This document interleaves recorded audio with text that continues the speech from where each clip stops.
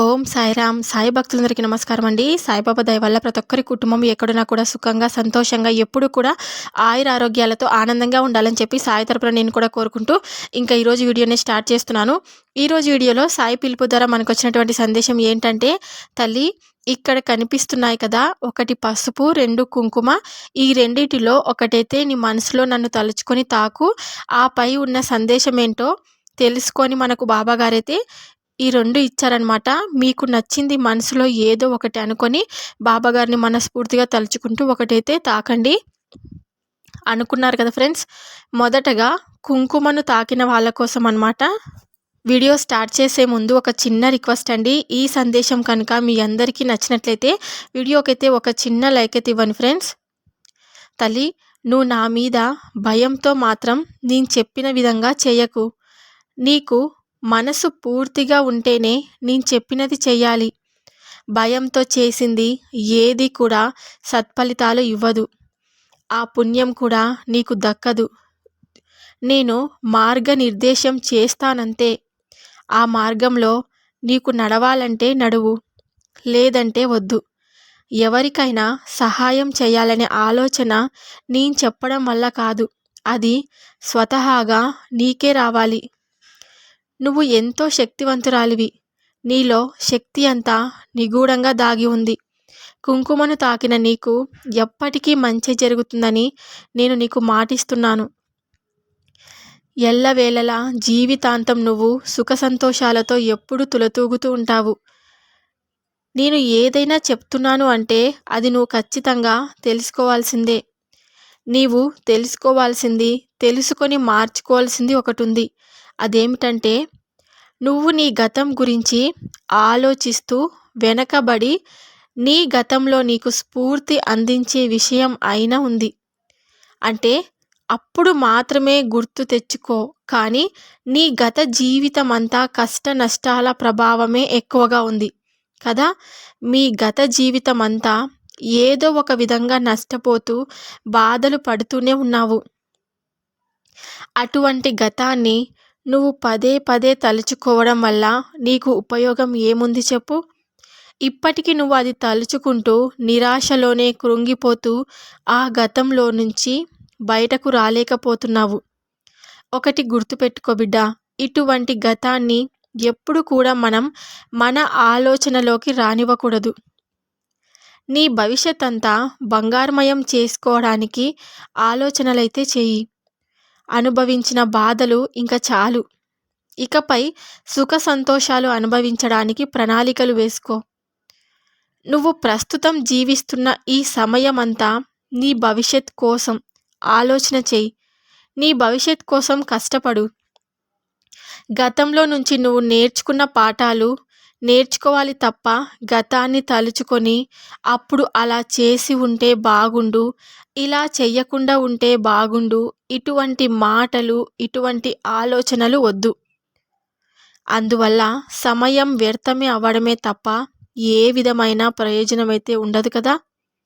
నీ వర్తమాన కాలం, నీ భవిష్యత్ కాలం ఎలా ఉండాలి అన్నది నువ్వు చూసుకోవాలి. నీ భవిష్యత్ బంగారు బాటలు వేసే అవకాశం ఎంతో ఉంది. ఆ అవకాశాన్ని సద్వినియోగపరుచుకోవడానికి నువ్వు సరైన ఆలోచన అయితే చెయ్యి. జరిగిపోయిన దాని గురించి గుణపాఠం నేర్చుకొని ఇప్పుడు జరగవలసిన దానికి బీజం వేయి. నువ్వు వేసిన ఆ బీజమే మహావృక్షమై నీకు భవిష్యత్తులో ఎంతో నీడనిస్తుంది. నేను చెప్పేదంతా నీ మంచి కోసమే. ఏం చెప్పాను, ఎందుకు చెప్పాను అని ఆలోచించి ప్రవర్తించు. నువ్వు ఏదైనా ప్రారంభిస్తే నేను నీకు ఏదైనా సహాయం చేయగలను. అన్నీ పొందుపరిచి నీ చేతిలో నేను పెట్టలేను కదా. అలా పెట్టడం అన్నది సమంజసం కూడా కాదు. నువ్వు అనవసరంగా సమయమంతా వృధా చేసుకొని ఖాళీగా ఉంటూ ఏవేవో ఆలోచనలు చెయ్యకు. ఆలోచనలు చేసినంత మాత్రాన పని అవుతుందా చెప్పు. నీ భవిష్యత్తుకి నేను భరోసా ఇస్తున్నాను. ఖచ్చితంగా స్థిరమైన జీవితం ఏర్పడుతుంది. దానికోసం నువ్వు ఈ రోజు నుంచి శ్రమించడం మొదలుపెట్టు. చిన్న పని కాదు, పెద్ద పని కాదు. కష్టపడడానికి, గౌరవంగా జీవించడానికి నీకు ఏది అవకాశం ఉంటే ఆ పని చేసుకొని గౌరవంగా బ్రతుకు. నువ్వు కోరుకున్నవన్నీ నీకు లభించాయి. ఖచ్చితంగా లభిస్తాయని నీకు మాటిస్తున్నాను. నీకు మనసుకు ఆనందం కలిగించే కొన్ని వార్తలనేది తీసుకొచ్చాను. ఆ వార్తలు విని నువ్వు చాలా సంతోషపడతావు. ఇంతకు ముందు అంటే ఇటీవల కాలంలో నీకు శుభగడియలు ప్రారంభమై చిన్న చిన్నగా మంచి జరుగుతూనే ఉంది. నిజమే కదా? అయితే నువ్వు ఇలా కూడా అనుకుంటున్నావు కదా, సాయి, చిన్న చిన్న అవసరాల నుండి గట్టెక్కుతున్నాం, కానీ మా ముందున్న ఈ పెద్ద అగాధాన్ని ఎప్పుడు పూడుస్తావు అని. ఈ అగాధం తొలగితేనే మేము జీవితంలో స్థిరపడగలము. మా బిడ్డలకి ఎటువంటి ఇబ్బంది లేకుండా చూసుకోగలం. ఈ సమస్యకి పరిష్కారం లభించేలా చెయ్యండి అంటూ ప్రతిరోజు నువ్వు అడుగుతూనే ఉన్నావు. ఆ అగాధం పూడ్చుకోవడానికి అహర్నిశలు కష్టిస్తూ నీ పనిలో పాటుపడుతున్నావు. అయితే అది నువ్వు అనుకున్నట్టుగా ఆలోచించినంత ఫలితాలైతే ఇవ్వడం లేదు. అది కూడా మంచి ఫలితాలు ఇచ్చి నీకు రాబడి పెరిగి మిమ్మల్ని ఎదగకుండా అడ్డుగా ఉన్న పూడ్చాలని అనుకుంటున్నావు. ఎందుకు నా సహాయ సహకారాలు కోరుకుంటున్నావు? నీ ఎదుగుదలకు అడ్డంగా ఉన్నటువంటి ఆటంకాన్నైనా నేను తొలగిస్తాను. ఆ తొలగించడానికి అవసరమైన సరంజామా అంతా నీకు నేను అందిస్తాను. నువ్వు ఏమి ఆందోళన అయితే చెందకు. నువ్వు పాటుపడుతున్న పని నీకు రక్షణగా ఉంటుంది.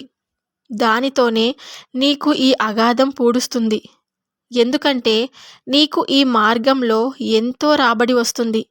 ఆ రాబడితో ఇటువంటి ఆటంకాలు అన్నీ తొలగించుకొని మీరు ఎలాగైతే జీవించాలనుకుంటున్నారో ఆ విధంగా హాయిగా ప్రశాంతంగా జీవించగలుగుతారు. ఇందులో ఎటువంటి సందేహం లేదు. నువ్వు కోరుకున్నట్టు ఒక్కొక్కటి జరుగుతూనే ఉంది కదా. ఈ పెద్ద సమస్యల నుంచి బయటపడటానికి కూడా నీకు ఈ రోజు నుండి ధనం లభిస్తూ ఉంటుంది. నువ్వు ఆశించిన దానికంటే ఎక్కువగానే మీ యొక్క సంపాదన వస్తుంది.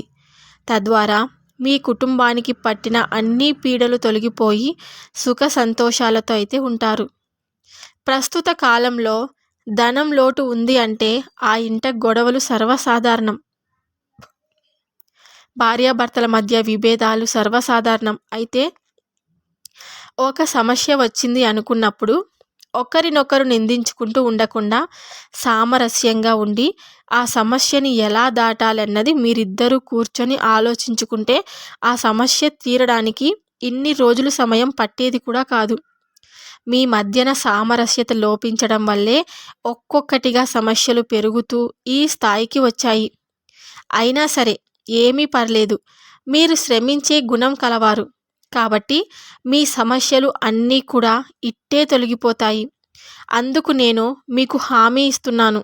ఈ రోజు నుండి మీ ఆదాయం కోరుకున్న దానికంటే ఎంతో ఎక్కువగా రావడం మొదలవుతుంది. బాధ్యత నా మీద వేయి. ప్రశాంతంగా నీ పని నువ్వు చేసుకో.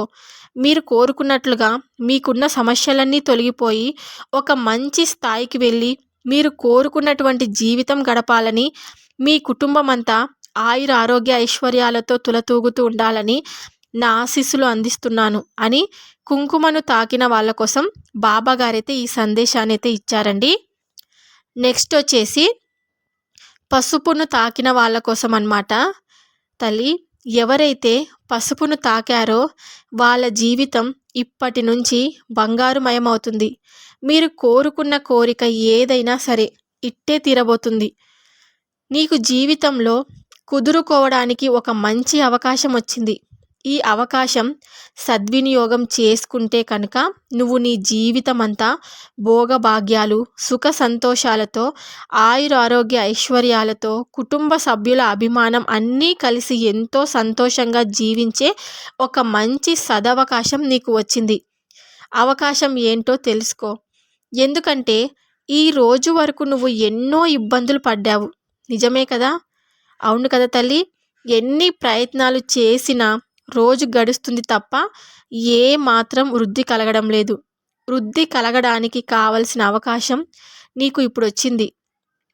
ఇది సద్వినియోగపరుచుకొని నువ్వు కనుక శ్రద్ధాశక్తులతో చేశావంటే ఇక నీకు జీవితంలో ఏ లోటు ఉండదు.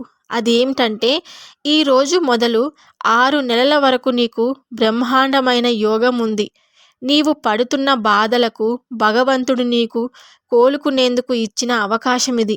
కనుక ఈ అవకాశం సద్వినియోగపరుచుకొని నువ్వు ఈ 6 నెలలు ఏదైతే సాధించాలనుకుంటున్నావో ఆ సాధించడానికి కావలసిన కృషి అయితే చెయ్యి. శ్రమ పెట్టుబడిగా పెట్టి నిర్విరామంగా కృషి చేస్తూ ఈ 6 నెలలు ఎంత అయితే కష్టం చేస్తావో అంతగాని నీ జీవితాన్ని ఒక ఉన్నత స్థాయికి తీసుకొస్తావు. ఆపై ఇంకా నీ జీవితంలో ఎప్పుడు కూడా ఇబ్బందికరమైన రోజంటూ ఉండదు. ఎల్లప్పుడూ సంతోషాలు వెదజల్లుతూ ఉండే ఒక మంచి జీవితం అయితే నీకు ఏర్పడుతుంది. నువ్వు కష్టించేది 6 నెలలే. ఈ కష్టంలో నీకు సుఖం ఏర్పడుతుంది. ఈ 6 నెలల్లో నువ్వు శ్రమ చేయి. నువ్వు ఏదైతే సాధించాలని అనుకుంటున్నావో ఆ దారిలో పయనించు. నీకు అంతా మంచి జరుగుతుంది. నేను ఎల్లప్పుడూ నీకు తోడు ఉంటాను. భగవంతుడు నీకు ఇచ్చిన అవకాశాన్ని వదులుకోకు. నేను చెప్పే విధంగా నువ్వు ఎంతో శ్రమించి మీ జీవితాన్ని సుఖమయం చేసుకుంటావని నా ఆశీస్సులు నీకు అందిస్తున్నాను.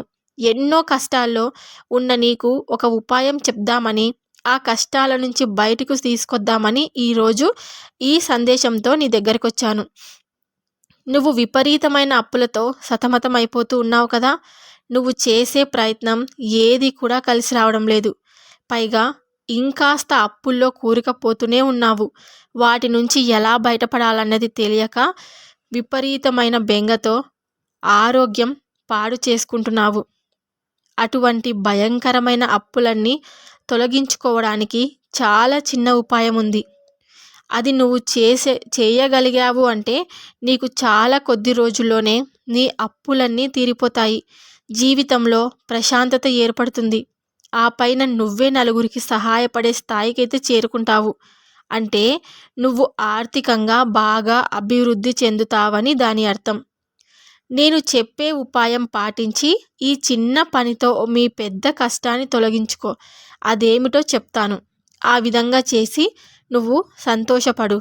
నువ్వు చేయవలసింది కాస్త డబ్బు సమకూర్చుకొని కనీసం ఒక 9 మందికైనా సరే, కనీసం ఒక 5 మందికైనా సరే, నీ స్తోమతను బట్టి, నీ దగ్గర ఉన్న డబ్బును బట్టి 5 లేదా 9 మందికైనా సరే అన్నదానం చేయాలి. అన్నదానం అంటే విపరీతమైన ఖర్చుతో హంగామా చేయాలని ఏమీ లేదు. కేవలం నువ్వు ఎంత పెట్టగలవో అంతలో అన్నం, కూర సరిపోతుంది. ఆ అన్నదానం కూడా బీద వారికి చేయాలి. వారు కడుపు నిండా అన్నం తిని మిమ్మల్ని ఆశీర్వదిస్తారు. మీరు ఉన్న ఈ పరిస్థితులన్నీ చక్కగా మారిపోతాయి. నీకు ఎప్పుడు ఓపిక ఉంటే అప్పుడు నువ్వు ఈ పనైతే చెయ్యి. కొద్ది రోజుల్లో మీ అప్పులన్నీ తొలగిపోతాయి. నువ్వు ఒక ప్రశాంతమైన జీవితాన్ని పొందుతావు. ఆ పైన నీకు ధనధాన్యాలకు, ఆయురారోగ్యాలకు ఏ లోటు ఉండదు. ఈ చిన్న పని చేసి మంచి ఫలితాలు పొందుతావని నా ఆశీస్సులు నీకు ఎప్పుడూ ఉంటాయని తెలుపుతున్నాను. నువ్వు ఎన్నాళ్ళ నుండో ఒక న్యాయబద్ధమైన కోరికైతే అడుగుతున్నావు కదా. ఆ న్యాయబద్ధమైన కోరికను ఖచ్చితంగా నెరవేరుస్తాను.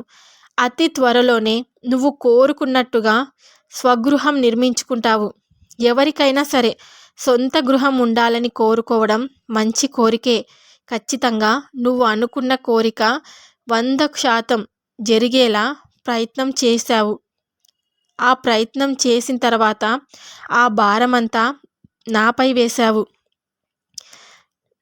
మొత్తం నువ్వే చూసుకోవాలి బాబా, భారమంతా నీపై వేశాను అన్నావు. ఖచ్చితంగా నువ్వు అనుకున్న కోరిక నెరవేరుతుందని నేను నీకు మాటిస్తున్నాను అని పసుపును తాకిన వాళ్ళ కోసమైతే బాబాగారైతే ఈ సందేశం అనేది ఇచ్చారండి. ఈ 2 సందేశాలు కనుక మీ అందరికీ నచ్చినట్లయితే మరికొంతమంది సాయి భక్తులకు రీచ్ అయ్యేలా ఒక చిన్న లైక్ అయితే ఇవ్వండి ఫ్రెండ్స్. ఇంకా కొత్తగా మొదటిసారిగా మన ఛానల్ని ఎవరైనా చూస్తుంటే కనుక సాయి పిలుపు పక్కన రెడ్ కలర్లో సబ్స్క్రైబ్ అనే బటన్ ఉంటుంది. దాన్ని క్లిక్ చేస్తే పక్కనే ఆల్ అనే బెల్ సింబల్ కూడా వస్తుంది. దాన్ని కూడా క్లిక్ చేస్తేనే నేను బాబాగారి వీడియో ఎప్పుడు పెట్టినా కూడా మీ మొబైల్‌కి ఫస్ట్ నోటిఫికేషన్ రూపంలో వస్తుందనమాట. అప్పుడు బాబాగారు చెప్పినటువంటి సందేశాలు, బాబాగారు చెప్పేటువంటి పరిష్కారాలు అన్నీ మీరు చక్కగా విని పాటించవచ్చు. మీ జీవితాన్ని సుఖమయం చేసుకోవచ్చు. వీడియో నచ్చితే కనుక ఇంకొంతమందికి షేర్ చేయండి, లైక్ చేయండి. మన ఛానల్‌ని సబ్స్క్రైబ్ చేసుకోండి. రేపటి కొత్త వీడియోతో మళ్ళీ కలుద్దాం. అంతవరకు సర్వేజన సుఖినో భవంతు. ఓం సాయిరామ్.